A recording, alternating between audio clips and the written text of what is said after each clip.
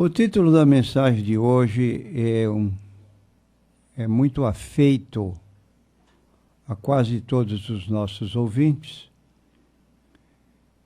e é o que é o cristianismo e em que os cristãos creem. Eu disse que era um assunto mais ou menos de conhecimento geral, porque o Brasil é um país tido no exterior como um país cristão. Agora, o que devemos fazer um paralelo para provar realmente se somos cristãos por convicção, de fato, ou apenas por tradição? Então, uma pergunta que se levanta: o que creem os cristãos realmente? Então, abrindo a Bíblia Sagrada, na primeira carta de Paulo aos Coríntios, capítulo 15, versículos 1 a 4, o apóstolo Paulo escreve o seguinte: Irmãos, venho lembrar-vos o evangelho que vos anunciei, o qual também recebestes, e no qual ainda perseverais. Por ele também sois salvos, se o retiverdes a palavra tal como vô-la preguei, a menos que tenhais crido em vão.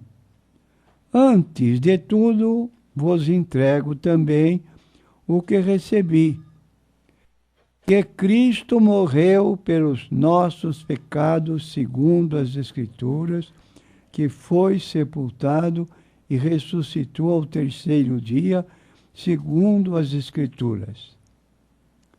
Então, isso está no capítulo 15 de 1 Coríntios, na passagem que nós já citamos.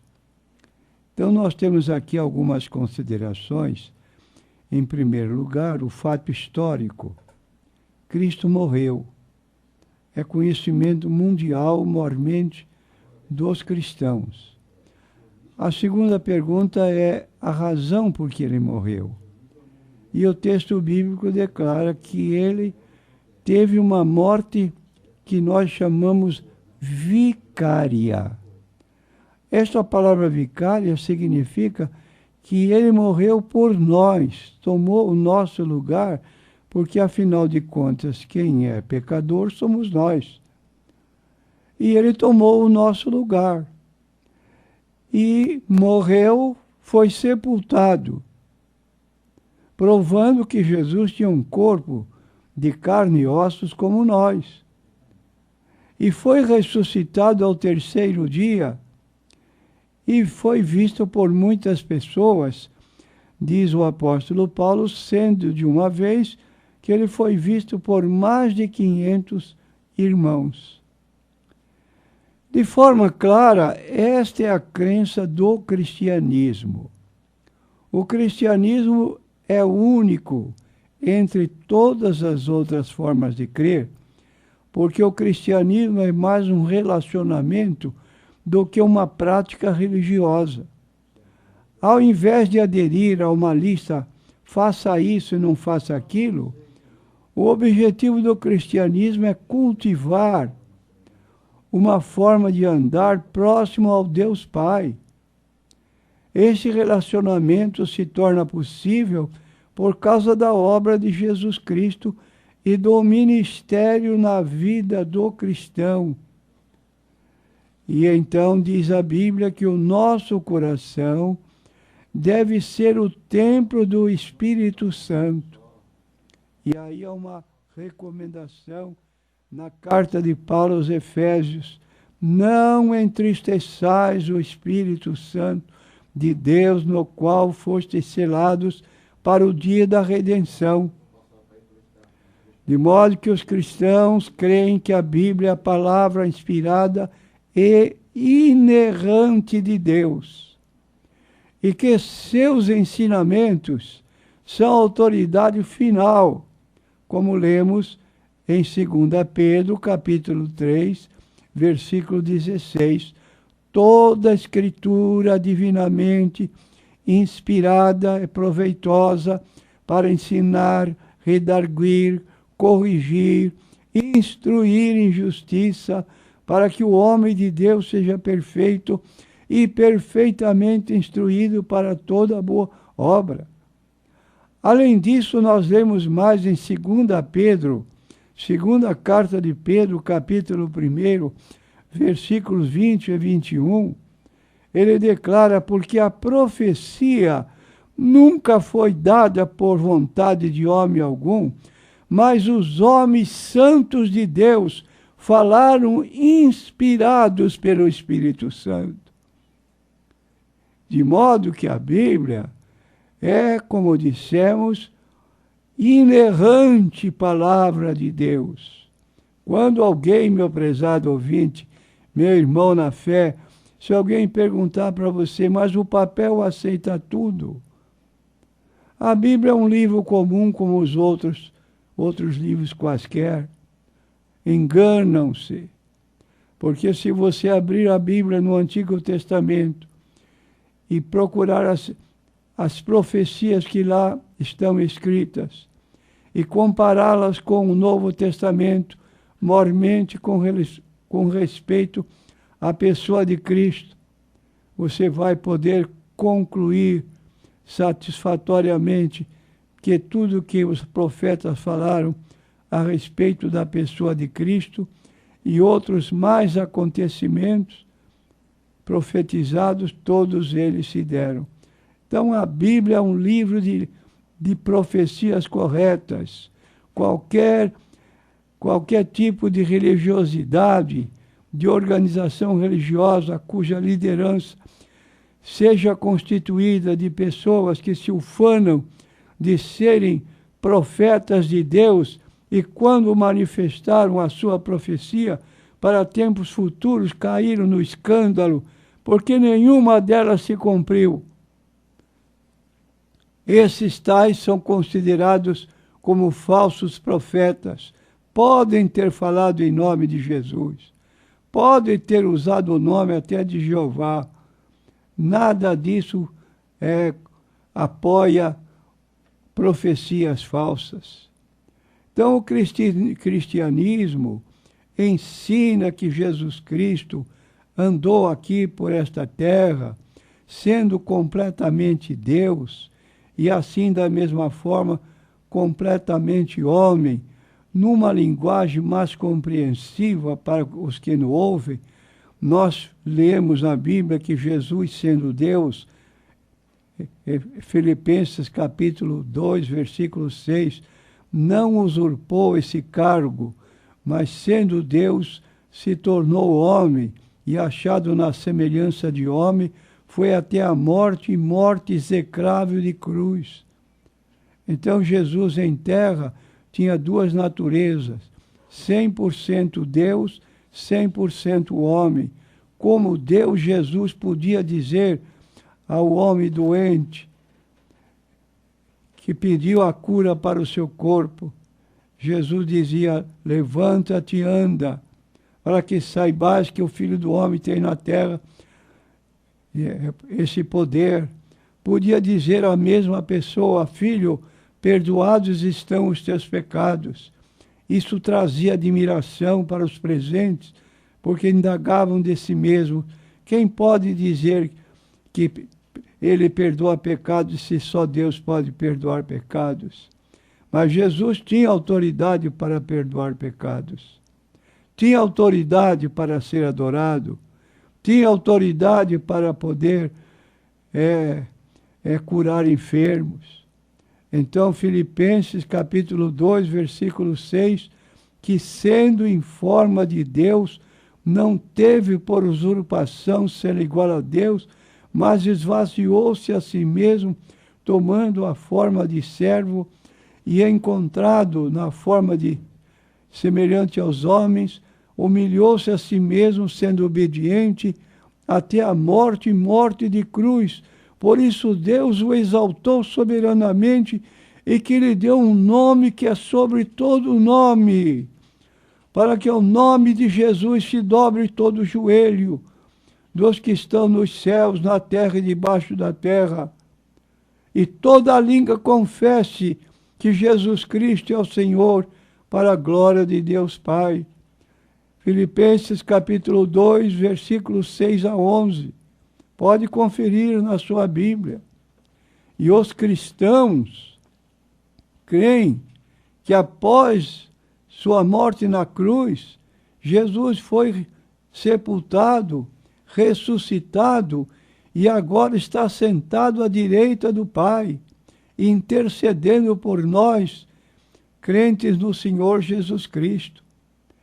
E nós temos ainda para corroborar a revelação que teve Estevão, o diácono, primeiro mártir do cristianismo, que estava sendo apedrejado, e ele então olhou para cima e viu o céu aberto e Jesus em pé ao lado direito do Pai, e declarou abertamente para os seus algozes: vejo o céu aberto e Jesus que está ao lado direito do Pai. E ele fez uma petição: Senhor Jesus, recebe-me, recebe o meu espírito. Versículos 59 e 60, e tendo dito isto, caiu morto. Dormiu, o corpo foi para a sepultura, mas a sua alma, seu espírito foi estar com Cristo no céu. Então, nós temos aí essas palavras da Bíblia Sagrada que apoiam fortemente aquilo que nós falamos com base na Bíblia a respeito do Senhor Jesus Cristo. E ainda mais o cristianismo proclama que a morte de Jesus na cruz foi suficiente para pagar completamente o débito do pecado devido por todos os homens, por mim, por você. Todos nós, seres humanos, somos pecadores, como diz o apóstolo Paulo. Por um homem tropecado pelo pecado veio a morte passou a todos os homens, porque todos pecaram. E se alguém disser que não é pecador, é mentiroso, está se enganando a si próprio. E convém ser muito claro consigo mesmo, e que isto é o que restaura o relacionamento nosso com Deus depois de ter sido rompido pelo pecado. Hebreus 7:25, falando da autoridade de Jesus e do seu poder para pagar nossos pecados. Portanto, ele pode também salvar perfeitamente os que por ele se chegam a Deus, vivendo sempre para interceder por eles. Hebreus capítulo 9, versículos 11 a 12. Mas vindo o sacerdote dos bens futuros por um maior e mais perfeito tabernáculo, não feito por mãos, isto é, não desta geração, nem por sangue de bodes e de bezerros, mas por seu próprio sangue, entrou uma vez no santuário, havendo efetuado uma eterna redenção. Porque o seu sangue de touros e de bodes, conforme ocorria no meio do povo de Israel, no dia da expiação, uma vez no ano tinha essa festividade, e ali se pegavam 2 bodes, sobre os quais eram lançados sorte, bode emissário, bode expiatório, e ali estava Jesus, dando sua vida, representando a sua morte na cruz, para pagar todos os nossos pecados e transferi-los para nunca mais ser conhecido. Como diz a Bíblia Sagrada, dos teus pecados me não lembrarei mais, porque efetivamente o sangue de Cristo nos purifica de todo pecado.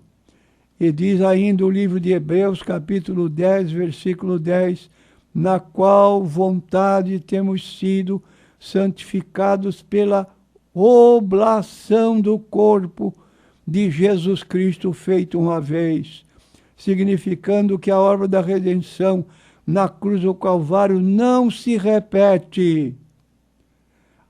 Efetivamente, uma única vez, ele praticou uma redenção por todos. Então, para alguém ser salvo, deve apenas depositar sua fé, crendo que Cristo morreu em nosso próprio lugar, pagando o preço pelos nossos pecados, e agradar a Deus por essa forma de agir. E todo que crê nele recebe salvação. Ninguém pode ser bom o suficiente para agradar a Deus por própria conta, porque todos nós somos pecadores. É o que diz o Isaías 64, 6. Todos nós somos como imundo, as nossas justiças como trapos de imundícia. Todos nós murchamos como a folha, as nossas iniquidades como o vento nos arrebatam.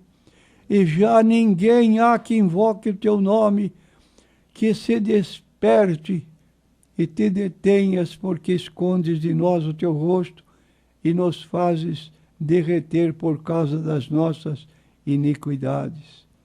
Então, além disso, não há nada mais a ser feito. Cristo já fez tudo por você e por mim. O que havia de ser feito, e quando ele estava na cruz, nos minutos finais, ele deu aquele brado: está consumado. João 19:30, acabou. Ele completou a obra da redenção. Salvação está sendo pregada a toda a criatura, conforme Jesus ordenou: ir por todo o mundo, pregar evangelho a toda a criatura. Quem crer e for batizado será salvo, mas quem não crer será condenado. E concluindo, nós citamos João 10, 27 a 29. Você é uma ovelha de Jesus Cristo. Ele declara: as minhas ovelhas ouvem a minha voz, e eu conheço-as, e elas me seguem, e dou-lhes a vida eterna. Nunca hão de perecer, e ninguém as arrebatará da minha mão. Meu Pai que mas deu é maior do que todos, e ninguém pode arrebatá-las da mão de meu Pai. Isso é fantástico, exuberante, e é pena que nem todos neste mundo estejam preparados para participar deste evento que está apontado na Bíblia Sagrada e perdura o convite de Jesus: vinde a mim, todos que estáis cansados, oprimidos, e eu vos aliviarei. Tomai sobre vós o meu jugo, aprendei de mim, que sou manso e humilde de coração, e encontrareis descanso para as vossas almas. Amém.